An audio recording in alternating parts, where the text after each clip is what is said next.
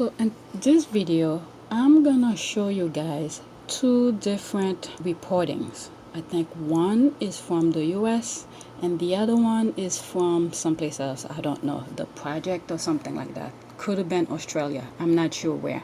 But I will be showing you both of these interviews. Not one is interview, one is reporting about Meghan's the 19th interview that she did on Friday. So that will be the first one. It was reported in the US, and the other one is they're interviewing Omid Scobie about finding freedom.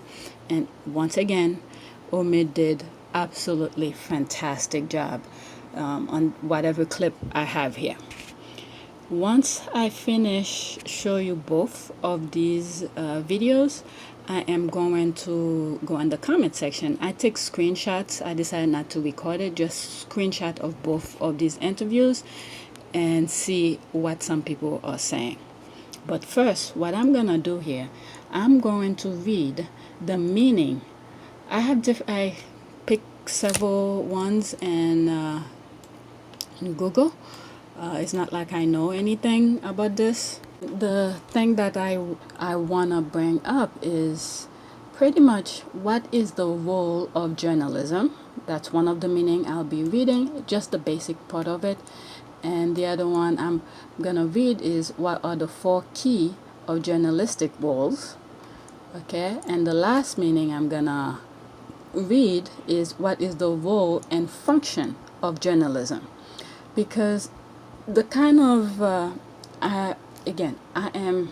I'm not saying I know it all or anything like that. I really don't know where I read this part, because even in the meanings of those vocabulary I'm looking for, I don't see it, but it's something I've heard somewhere or I've read. I don't know if it was from high school or something like that, because one primary thing I remember distinctly they told me is that a journalist should never be part of the story.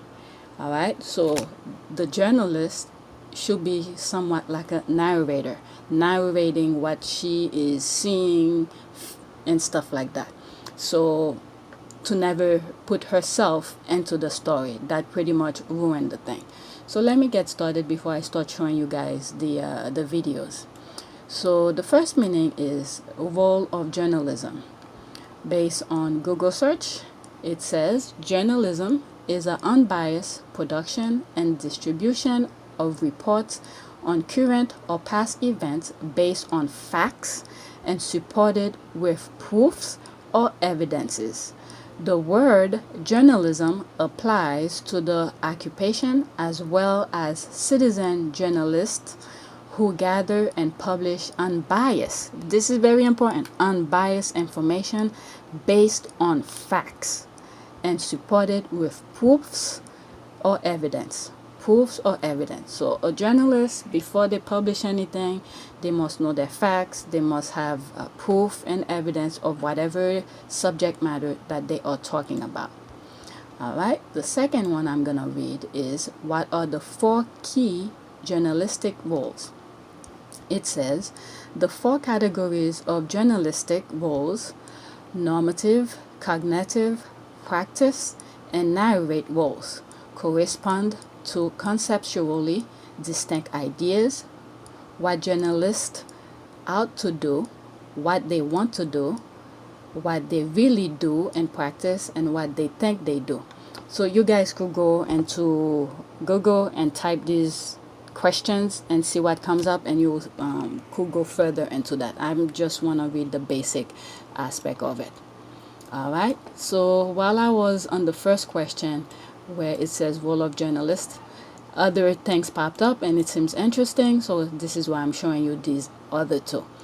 All right, what is the role and function of journalism? Is that the same thing I just read? No, it's not. So the press performs a very important role as means of mass communication in the modern world. The press tries to inform its reader objectively about what is happening in their community, country, and the world at large.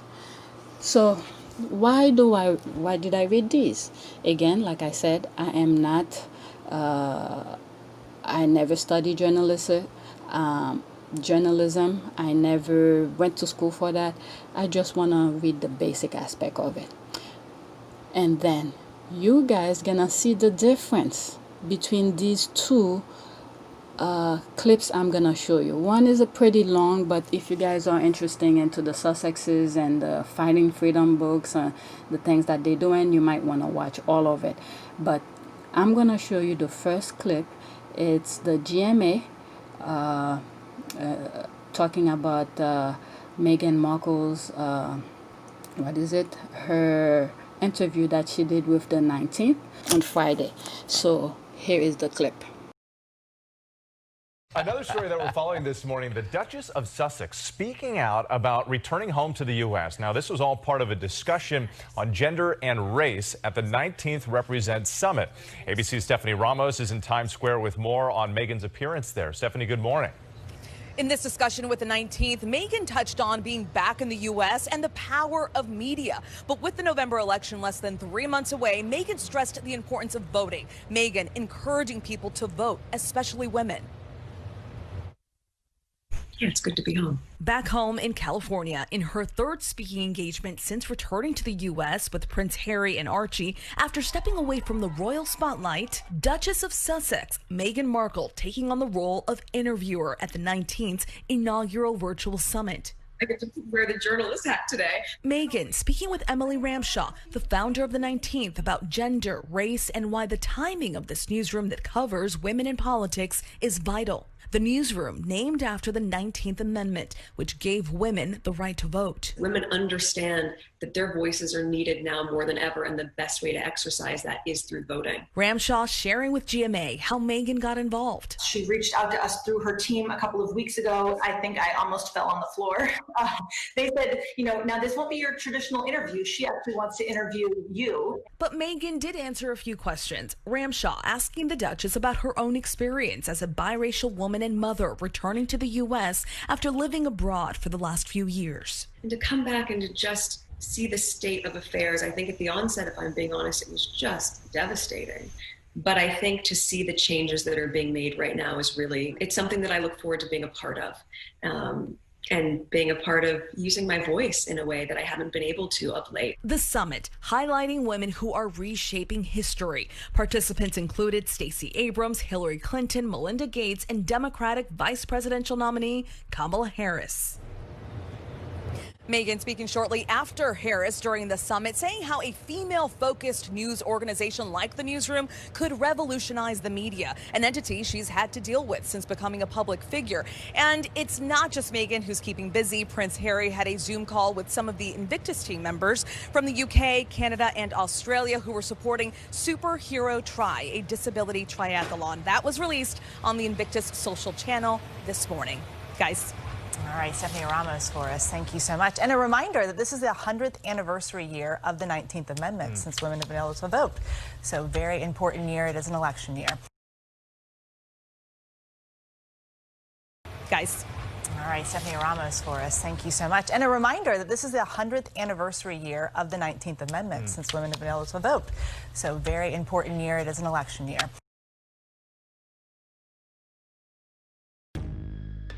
Were great expectations of Harry and Meghan, hopes they'd bring new life to a musty old institution. But that vision soon faded, and just over 4 months ago, they walked out on the royal family. What were Meghan's biggest disappointments when it came to her dealings with the royal family? I think ultimately it boils down to a woman who gave up so much to really give her life to this institution, and she wanted to feel like the people around her had her back. But actually, as time went by, it became clear to the couple that many of the people that were around them were also briefing the press on some of these negative stories. Now, whether that was to benefit other members of the royal family or simply because they didn't like Meghan, it did create a really toxic working atmosphere. And as much as Meghan tried to change that, and as Harry tried to be vocal about it, it fell on deaf ears every time. For some, including Meghan's dad, it was all ungrateful whining. But for Harry, the unwelcome attention was a sorry reminder of what happened to his mother 23 years ago. Every single time I see a camera, every single time I hear a click, every single time I see a flash, it takes me straight back. So in that respect, it's the worst reminder. Harry is passionate about mental health because he's suffered himself. Is this break more for Meghan or for him? She supposedly has him under a spell. She's the one that's driven this. When in fact, anyone that spent enough time around Harry would know that this was something that never quite fit for him. Certainly when I've travelled with him in the past, I always could tell that he was most at home when he was in areas where no one really thought of him as a prince. And I think that royal title and the royal life is something he always struggled with, and he simply found someone that emboldened him to make that move away from it. Meghan is often painted in the press as opinionated, pushy, demanding. Do you think the royal family and indeed the wider public just isn't ready for a woman, and a royal one at that, with a mind of her own?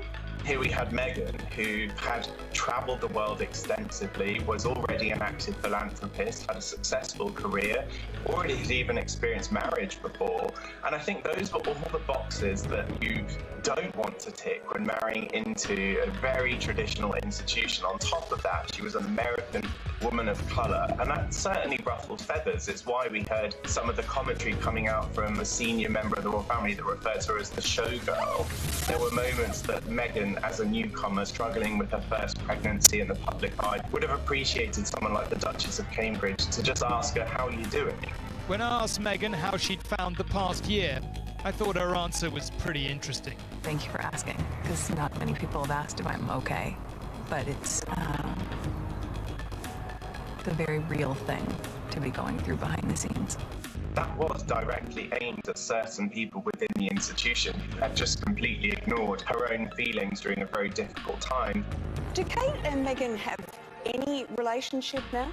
There's no relationship between Meghan and Kate, unfortunately. And I don't think that's down to any narrative that we've seen in some of the tabloids about dueling duchesses. Their friendship never really progressed beyond two women that were cordial around each other. Meghan thinks that flowers are lovely, but it would have been much nicer for Kate to just pick up the phone and ask her how she was doing during some of the low points. One of the low points, according to Omid, was the Jeffrey Epstein scandal and Prince Andrew's clumsy effort to extricate himself from it. He has quite obviously conducted himself in a manner unbecoming, yes. Unbecoming? He was a sex offender? Yeah, I'm sorry, I'm being polite, in the sense that he was a sex offender. This was the couple that were almost embarrassed to be connected to this story altogether. Even in the last moments when Harry was stripped of his military honours, here we have Prince Andrew with his still. Why so much effort has been made to protect Prince Andrew when Harry and Meghan were at times thrown under the bus? The Queen has reportedly left an open invitation to Harry and Meghan to rejoin the royal family. Do you think there's a snowball's chance in hell to do that? I know that when Meghan left the UK at the end of March, her feelings were she never wanted to step foot back into anything royal again. Do I think that they'll enter back in as working members of the royal family? Absolutely not. I think that they're in a much happier place now. They're able to do things on their own terms and without the interference behind the scenes from those within the institution that caused them the most problems. Now, of course, they have a significant mortgage after buying this $14 million estate in California. Under a special transition agreement, Harry and Meghan only have another 8 months before Prince Charles is no longer picking up their tab. After that, the word is they'll be on their own. We have to remember this is a couple who are wealthy. Harry brings a lot of his own fortune to the table. Meghan was already an accomplished actress. We know that she had earned a sizable amount during Suits and probably continues to do so from residuals. Betting agencies have been predicting since the couple first got together that the marriage wasn't going to last. Do you predict that this marriage will last? They really only had each other during the darkest moments, and that's a feeling that still exists today as they take on battles with the tabloids and the paparazzi. So I really would beg to disagree with anyone that says that their marriage is doomed. I think if anything, it's stronger than ever. I must say, having read the book now, I find it very difficult to believe that Harry and Meghan didn't sign off on it. Yeah, right. Because there's too much intimate detail. But when you consider Diana felt voiceless until she gave all of that detail to Andrew Morton and finally got her story out, who can blame them for wanting to do the same? It kind of releases them from it all, right? Yeah, exactly. Their record of the way things went. Finding Freedom, Harry and Meghan, The Making of a Modern Royal Family is the name of the book, and it's on sale right now. I must say, having read the book now, I find it very difficult to believe that Harry and Meghan didn't sign off on it. Yeah, right. Because there's too much intimate detail. But when you consider Diana felt voiceless until she gave all of that detail to Andrew Morton and finally got her story out, who can blame them for wanting to do the same? It kind of releases them from it all, right? Yeah, exactly. Their record of the way things went. Finding Freedom. So did you guys see the difference between these two? Since the first two examples were different style of journalism, I've decided to add a third one because it seems more related or more of the same type of style as the second one. But you have seen this one before on my channel, but I'll show you guys that anyway. Why so abruptly? Why couldn't they have done this in a way that was a little more deliberate and, in some minds, maybe more respectful? They had no choice other than to leave because they both knew that it wasn't going to continue should they just carry on as they were. Royal correspondent and ABC News contributor Omid Scobie says he's hoping his new book, Finding Freedom, will finally offer a true picture of the Duke and Duchess of Sussex. The book seems to tell their story almost in their voices. Did they give their approval? Did they somehow weigh in? I know there's a lot of speculation about the couple having sort of given secret interviews for the book and having weighed in, but it really couldn't be further from the truth. The book he co-authored, he says, is based on 100 interviews with those who know Harry and Meghan best, close friends, and even Buckingham Palace aides. There was such excitement about this couple and what they stood for and the modernity of the monarchy. When did things take a turn? I think we've had a series of ups and downs with the couple. We only need to look back in those very early days of Harry's relationship with Meghan around November 2016 when he issued that statement lambasting sections of the media for racist and misogynistic reporting. The harsh British tabloids, he says, were largely to blame for Prince Harry's frustrations and ultimate desire to leave royal life. And race, he says, was no small factor, with jabs often aimed at Harry's biracial wife. Do you boil this down to a racial issue, or was it really more complicated than that? In terms of ticking those boxes that may ruffle feathers within an ancient institution such as that of the monarchy, she had really ticked all of them. The race did play a role. I myself have also had moments as a biracial royal correspondent within the institution. I'll never forget the moment an aide or a senior aide close to the Queen said to me, "I never would have expected you to speak like that." And it's that level of ignorance, I think, that perhaps made it very difficult for Meghan. The prince opening up about racial inequality from his home in California in an online talk with Rashad Robinson, head of a civil rights organization, Color of Change. So we have to go to the root of the problem, to the source of the problem, and actually fix it there. And as we've discussed before, it's going to take every single one of us. This is not down to the black community. Before he could speak his mind so freely, the prince was coping with family strife, the authors say, offering intimate details into the royal family drama, notably the reported falling out between William and Harry. I felt it was important to really dive into this in the book is because we had seen Meghan and Kate really blamed for almost driving a wedge between that. You know, they're both men in their 30s, and Harry not wanting to play that role of sort of the younger, more subservient brother anymore. Do Meghan and Kate get along? Did they get along? These are two women that really have very little in common. I think being a newcomer and knowing that Kate was once a newcomer, I think there are times where she, from speaking to sources, knew that Meghan felt that she could have or needed a little bit more support from Kate and didn't get it in some of those important moments. Is the story of Kate breaking down in tears at the wedding and Meghan being very difficult, is that true? When I spoke to the people who were actually there and involved, the first thing they all said was, well, there were no tears. So that story is not true? Couldn't be further from the truth. How are Meghan and Harry going to be remembered in history? History will remember them as a couple that were perhaps failed by the institution of the monarchy, where there was this chance to have a woman of colour, an American woman of colour in the House of Windsor, representing the monarchy just as much as her husband. That was a chance for the royal family to have diversity, inclusivity and representation in a way that no other moment in their lives could have brought. And for them to not have harnessed that is something that I'm sure historians will be looking at for years to come. No comment from Buckingham Palace on the book this morning. As for Meghan and Harry, one of their spokespeople said that they were not interviewed and did not contribute to Finding Freedom, that the book is based on the author's own experiences as members of the Royal Press Corps and their own independent reporting.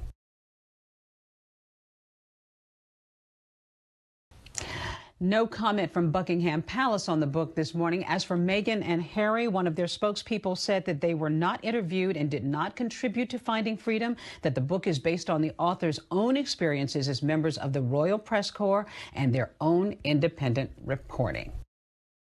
Basically, the one in GMA, the US one, they just leave the story as that. They told the story and they done. But the other one, the project, I don't know if it's Australia or the UK, as soon as they finished the reporting, she put herself into the storyline, I guess what she was reporting, and it pretty much ruined the job. So let's see what, let me read some of the comments. I took screenshots. Okay, let's start with the GMA. I think GMA didn't have that much response. All right, the first one is just clap. One says brilliant, and the other one, I go to the next one, again, more clapping. Oh, that's part of the other one. Brilliant, brilliant, brilliant. All right, so that was for the GMA. Nothing much was said after that. Now, the other one, the project one, it says, let me zoom it in a little bit because I can't really see it. It says, sis, I was glad until the host gave their opinion on the Sussexes allowing the book. Allowing the book what? Exactly. She called Omid a liar. You see? Pretty much that's exactly that. All right, so that's more of it. Basically, I was cheering her until the end, especially after the last broadcast. I think Omid submitted his resignation.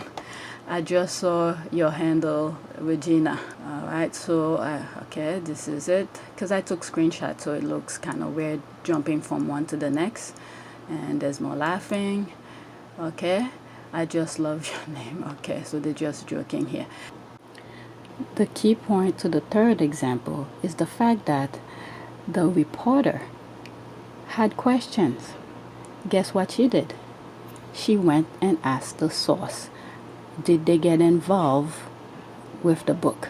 And they got the answer. She never answered her own opinion. And so that's the difference between the second one. The first one and the third one pretty much leave the story within itself. The second one, however, answered her own biased opinion into the story. That's the point I want to make.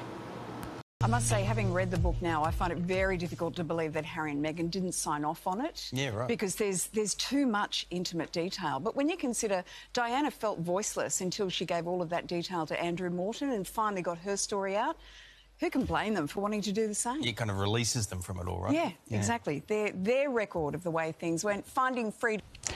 No comment from Buckingham Palace on the book this morning. As for Meghan and Harry, one of their spokespeople said that they were not interviewed and did not contribute to Finding Freedom, that the book is based on the author's own experiences as members of the Royal Press Corps and their own independent reporting. So pretty much, again, like I said, I don't study journalism. I never did any reporting about journalism. Whatever I'm doing on my YouTube channel, I'm just giving you my opinion about certain things. So this is no way near a level of journalism. So you tell me what you think. So I came across an article, I think, that sort of support my video. So I didn't feel like reading it. make the video longer than what it is. So here's a screenshot of it, and the link is in the description. You might be interested in reading it. So that's it.